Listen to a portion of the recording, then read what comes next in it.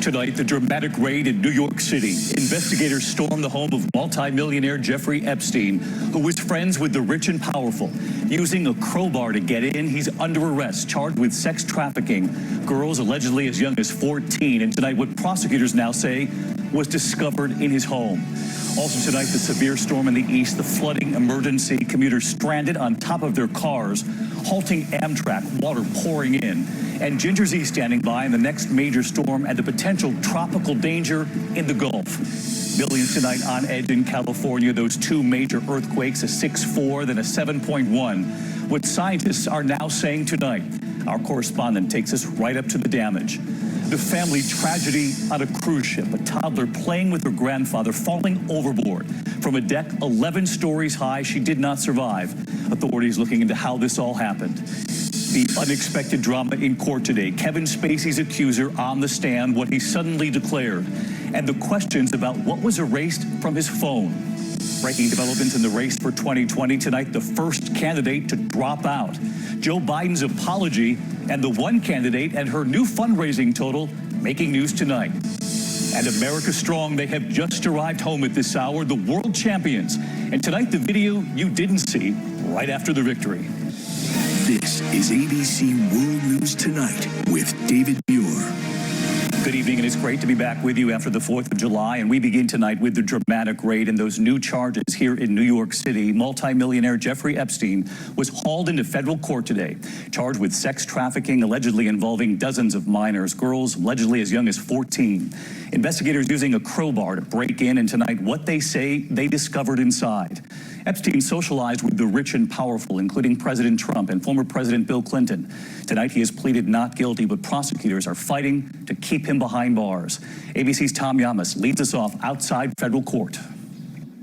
When federal agents raided the Manhattan mansion of financier Jeffrey Epstein, they say they found hundreds, if not thousands, of female nude photographs, many of the photos seeming to show underage girls. The FBI arresting the ultra-wealthy Epstein on Saturday at Teterboro Airport in New Jersey. He had just landed from Paris in his private jet. In a dramatic news conference, the U.S. Attorney for the Southern District of New York laid out the shocking charges. Today, we announce the unsealing of sex trafficking charges against Jeffrey Epstein. According to the indictment, from 2002 to 2005, Epstein, quote, sexually exploited and abused dozens of minor girls at his homes in Manhattan, New York, and Palm Beach, Florida, and that he allegedly had girls recruited to engage in sex acts with him, after which he would give the victims hundreds of dollars in cash, and paid some victims to recruit additional girls to be similarly abused by Epstein. Many of the underage girls that Epstein allegedly victimized were particularly vulnerable to exploitation. The alleged behavior shocks the conscience. Investigators say the alleged assaults occurred in a massage room Epstein had set up. He asked me to get comfortable, to take, my clothes off. Courtney Wild says she was victimized by Epstein at the age of 14. We were with her as she headed to court, learning that the prosecutor had called for more victims to come forward. Today, I'm asking everyone to take a good look at this man. Just to hear that they're standing up for the victims, you know what I mean? It's just like so overwhelmingly it's past due. Epstein, 66, owns at least 6 homes and 2 private islands. In the past, he socialized with both President Bill Clinton and President Donald Trump. In a 2002 profile in New York Magazine, before any allegations surfaced, Trump is quoted as saying this about Epstein. It is even said that he likes beautiful women as much as I do, and many of them are on the younger side. No doubt about it, Jeffrey enjoys his social life. Epstein's arrest came as a surprise to many who have followed his case. In 2007, he faced a potential federal indictment for running a scheme to recruit underage girls to his home for lewd massages. The multimillionaire struck a plea deal, serving just 13 months in county jail, registering as a sex offender. The agreement also halted a federal grand jury investigation and gave Epstein and any potential co-conspirators immunity from federal charges in Florida. The U.S. attorney who authorized that deal, the current Secretary of Labor, Alexandra Acosta. Outside of court, Michelle Okada, another alleged victim, told us what it was like to be inside hearing the allegations. I started crying because it put me back into that place where I didn't want to be, but it was actually great to see him in that seat. So let's get right to Tom, live outside the courthouse tonight. And Tom, you pointed out that Jeffrey Epstein had been given immunity to federal charges in his Florida plea deal. But federal prosecutors here in the Southern District of New York say they can still charge him. This was a major issue in court today, David. That's exactly right. Epstein's attorneys arguing this feels like double jeopardy, but prosecutors say that immunity deal was only for Florida, not for New York. Now, Epstein pleaded not guilty. He's fighting to get out on bail, but prosecutors say he's an extreme flight risk with all his money and 2 private jets. A judge will decide next week. David? Tom Yamas leading us off tonight. Tom, thank you. We're going to turn next year this evening to the severe storm in the east today, the flooding emergency that followed. Commuters, in fact, on top of their cars. Some scrambling to climb on top because of those rushing waters, others abandoning their cars on flooded streets. Trains in Arlington, Virginia, plowing through a waterfall inside the station there.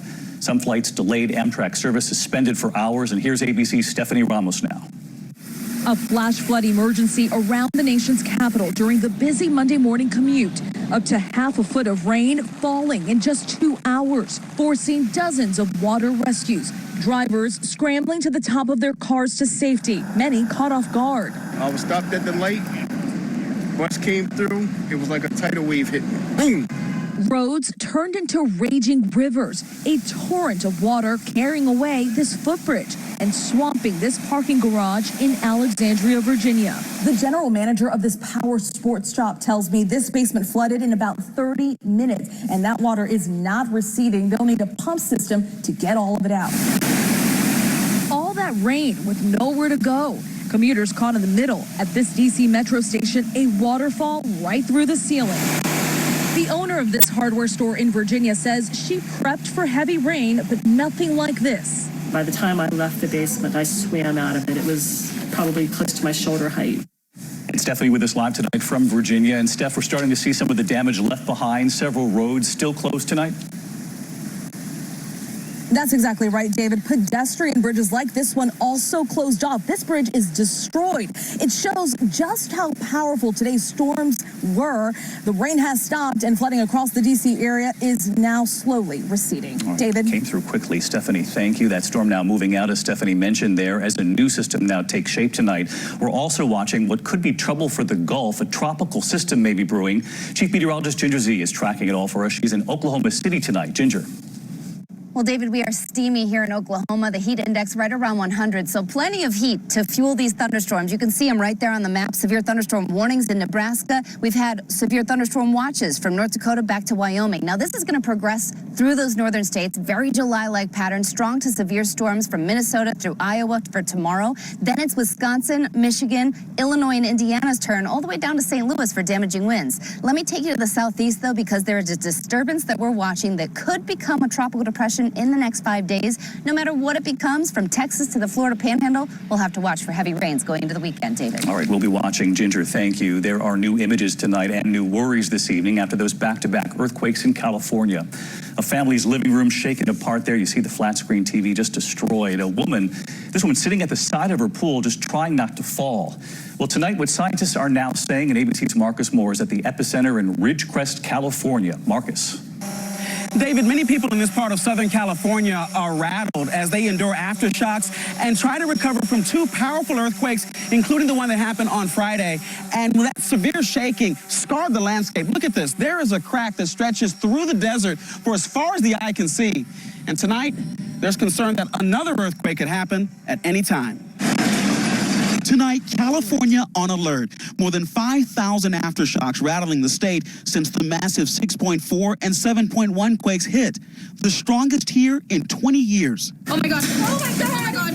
The tremors igniting raging fires and damaging homes. Structure fires as well as several outside fires and hazardous conditions. The outbreak of aftershocks seen on this map may continue for weeks, and officials say there is still a slim chance of a major one hitting again. To get back to a normal life, it is important that we get the help that we need to move past what we've all experienced.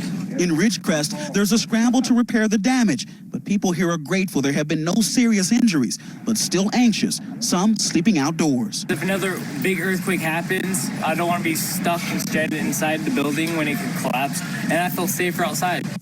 Marcus Moore with us live tonight. And Marcus, they are still warning to be vigilant for more aftershocks.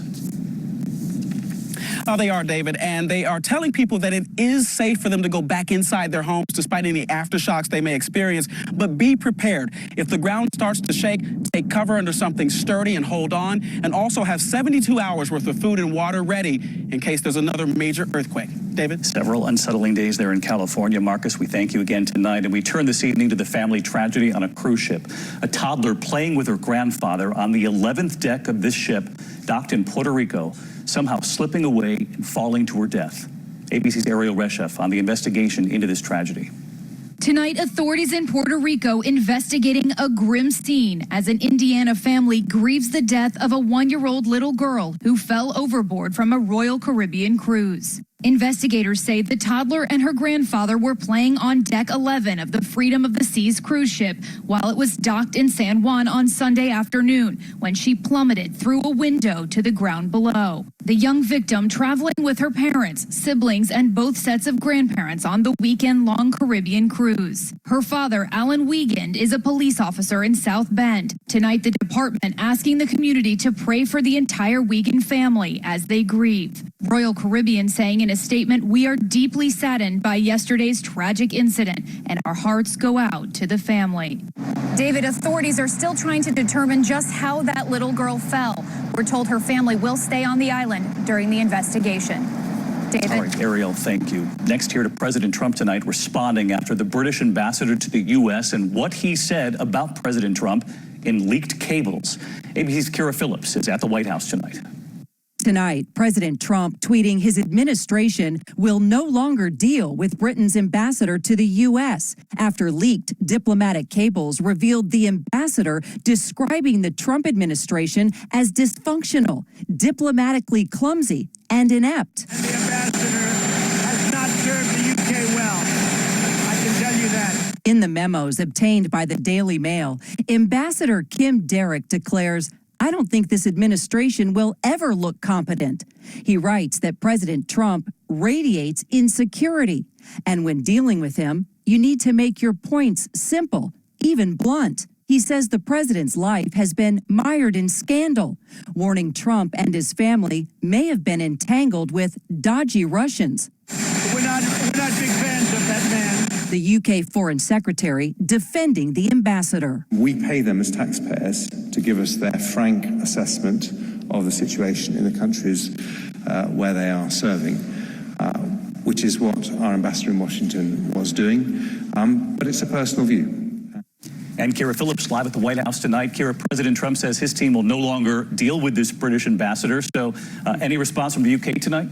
Well, David, Prime Minister Theresa May's office calls the whole episode, quote, a matter of regret, but says the ambassador continues to have the Prime Minister's full support. And just moments ago, David, we learned that the ambassador has actually been disinvited from an official dinner with President Trump tonight. David? Not terribly surprising, Kira, thank you. To Iran tonight, and the UN Atomic Energy Agency has now confirmed tonight that Iran has exceeded the limit on uranium enrichment set by that 2015 multinational nuclear deal.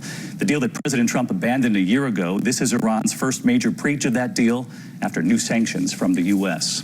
Now the race for 2020 tonight, Democratic frontrunner Joe Biden has now apologized for comments he made about working together across the aisle, citing his work with segregationist senators as an example, delivering his apology in South Carolina. Now, was I wrong a few weeks ago to somehow give the impression to people that I was praising those men who I successfully opposed time and again? Yes, I was. I regret it. And I'm sorry for any of the pain or misconception they may have caused anybody. That apology over the weekend is tonight the first Democrat now to drop out. California Congressman Eric Swalwell ending his bid for the White House, choosing to run for re-election instead.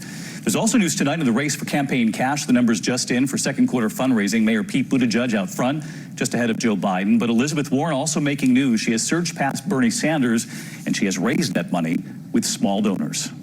The Women's World Cup champions have brought their victory back home tonight just within the last hour or two, arriving at Newark Airport a short time ago after scoring a record 4th World Cup championship, of course, their 2nd in a row. Now the big parade planned here in New York City, and here's ABC's Eva Pilgrim. Tonight, a hero's welcome home for the women's national soccer team, now back on U.S. soil. The players exhausted but exuberant. Celebrating their World Cup title, Golden Boot winner Megan Rapinoe posing with the trophy, and a team photo holding up number 4. 4 world championships, the most ever. They made their point on and off the field, putting the issue of pay equality front and center. The president of FIFA proposing to double the prize money for the next Women's World Cup to $60 million. But that number falling drastically short of the men's projected $440 million prize. My friend just sent this to me from the 99 World Cup. How old were you in that picture? I was like, I don't know, 13 or 14. All those kids that were over there supporting us and supporting us at home. Good. You can be standing in front of these microphones any day.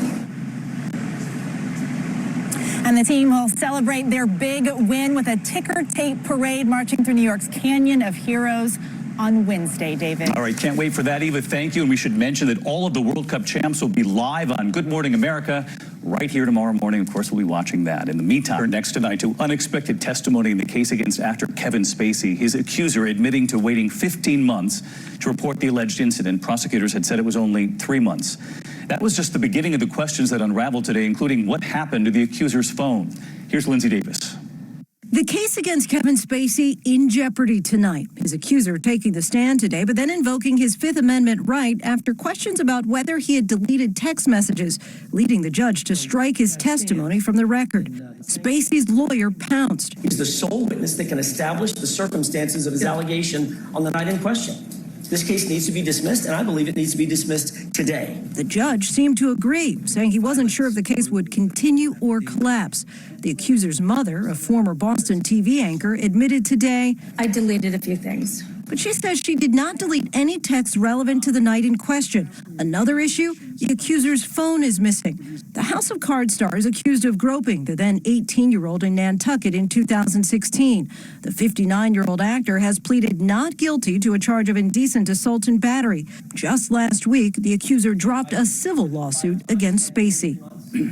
As for that missing phone, a state trooper testified today that he returned the phone to the family but did not get a receipt. Now, both the accuser's father and mother testified that they don't know what happened to the phone. The judge set another hearing for the end of the month. David. All right, Lindsay, thank you. Went to the index of other news tonight, and the sheriff's deputy killed in Hall County, Georgia. Deputy Nicholas Dixon died in a shootout with suspected thieves wanted for a series of car break-ins. The alleged shooter was wounded. 4 suspects in custody. Deputy Dixon was a married father of 2. The deadly crash involving a teenage pilot in Oxford, Mississippi. 18-year-old Lake Little was killed practicing takeoffs and landings. She had just graduated from Starkville Academy there. Overseas tonight, and the Americans injured during the running of the Bulls. 2 Americans gored in Pamplona, Spain. One of the men finishing the run, thinking he was safe and trying to take a selfie when he was struck in the neck. Both are expected to recover. Coco Gauff's amazing run ending at Wimbledon. The 15-year-old losing in straight sets today, but she has a big future ahead. We'll be watching. And another American pulling off a major upset, 29-year-old Allison Risk beating #1 seed Ashley Barty, advancing to the quarterfinals. She faces Serena Williams next. That could be tough. Wednesday night, America strong, the World Cup champs, and the little girls and boys inspired by them. Millions of us celebrated this moment. That's it. U.S. wins their 4th World Cup. The U.S. women's national soccer team now winning the World Cup 4 times, and the 2nd in a row. So much confetti. What we didn't see was that they made confetti angels right after. Harry, you're in my stomach. Trading confetti for champagne.